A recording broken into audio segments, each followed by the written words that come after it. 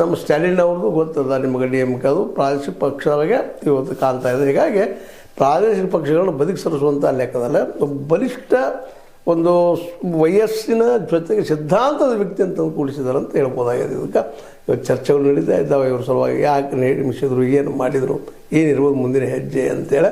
ಏನಿಲ್ಲ ಮುಂದಿನ ಹೆಜ್ಜೆ ಈಗಾಗಲೇ 240 ಆಯ್ಕೆ ಆಗಿದ್ದು BJPಗೆ ದೊಡ್ಡ ಶಾಕಿಂಗ್ ಆಗ್ಯದ.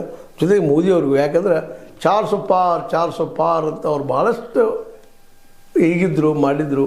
JP ನಡ್ಡಾ ಆಗಿರ್ಬೋದು, ಮೋದಿಯವರಾಗಿರ್ಬೋದು, ಶಾರ್ ಅವರಾಗಿರ್ಬೋದು. ನಾವು 400 ಮೇಲೆ ಮಾಡಿಬಿಟ್ರಪ್ಪ ಅಂದ್ರೆ ನಾವು ಸಂವಿಧಾನ ಬದಲು ಮಾಡ್ತೀವಿ ಅನ್ನೋಂಥ ನೇಚರ್ದಲ್ಲಿದ್ದರು.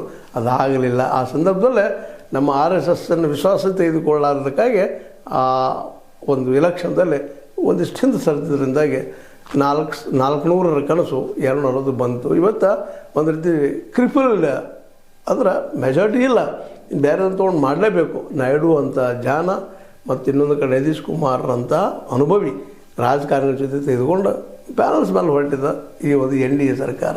ಇಂಥ ಸಂದರ್ಭದಲ್ಲೇ ತಮ್ಮ BJPಯನ್ನು ಬೆಳೆಸ್ಕೋಬೇಕು, ಅದನ್ನು ಇನ್ನಷ್ಟು ಎತ್ತರಕ್ಕೆ ಹೋಗ್ಕೋಬೇಕು, ಸ್ವಬಲದ ಮೇಲೆ ಆಡಳಿತ ಬರಬೇಕು ಅನ್ನೋ ಕಾರಣಕ್ಕಾಗಿ ಎಲ್ಲರನ್ನೂ ಒಳಗೊಳ್ಳುವ ವ್ಯಕ್ತಿತ್ವ ಚಿಕ್ಕವನು ಇರಬೇಕು, ಜೊತೆಗೆ ಆ ಪಾರ್ಟಿಯನ್ನು ಕಟ್ಟಬೇಕು, ಜೊತೆ ಸಿದ್ಧಾಂತವಾದಿ ಆಗಿರಬೇಕು. ನೆಲಗಟ್ಟಲೆ ಈ ನಮ್ಮ ನಿತಿನ್ ನವೀನನ್ನು ಆಯ್ಕೆ ಮಾಡಿದ್ದಾರೆ.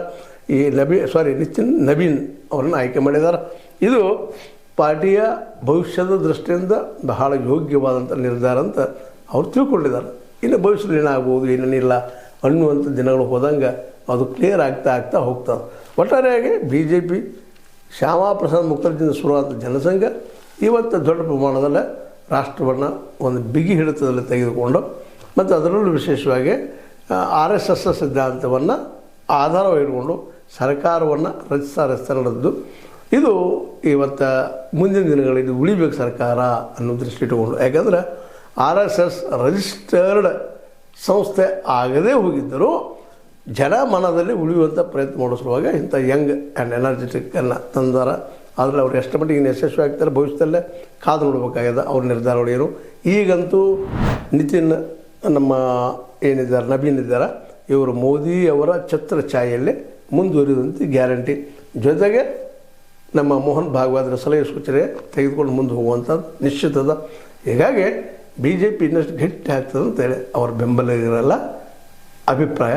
ಯಶಸ್ಸಾಗಲಿ ಅಂತ ಹೇಳ್ತಾ ಇದು ಹೊಸದಾಗಿ ಆಯ್ಕೆಯಾದ BJP ಅಧ್ಯಕ್ಷ ನಿತಿನ್ ನವೀನರಿಗೆ ನಮ್ಮ ಚಾನಲ್ ಮೂಲಕ ಸಲ್ಲಿಸುವ ಅಭಿನಂದನೆಗಳು ಅಂತ ಹೇಳ್ತಾ ಇದು ನೀವು ಲೈಕ್ ಆಗಿರ್ಬೋದು. ಲೈಕ್ ಮಾಡಿ, ಶೇರ್ ಮಾಡಿ, ಕಾಮೆಂಟ್ ಮಾಡಿ, ಜೊತೆಗೆ ಸಬ್ಸ್ಕ್ರೈಬ್ ಮಾಡಿ. H60 ನ್ಯೂಸ್ ಅರ್ಥ ಸಿದ್ದರಾಮಯ್ಯ ಸತ್ಯ ಕೈಗೆ ನೋಡಿ ವಂದನೆಗಳು.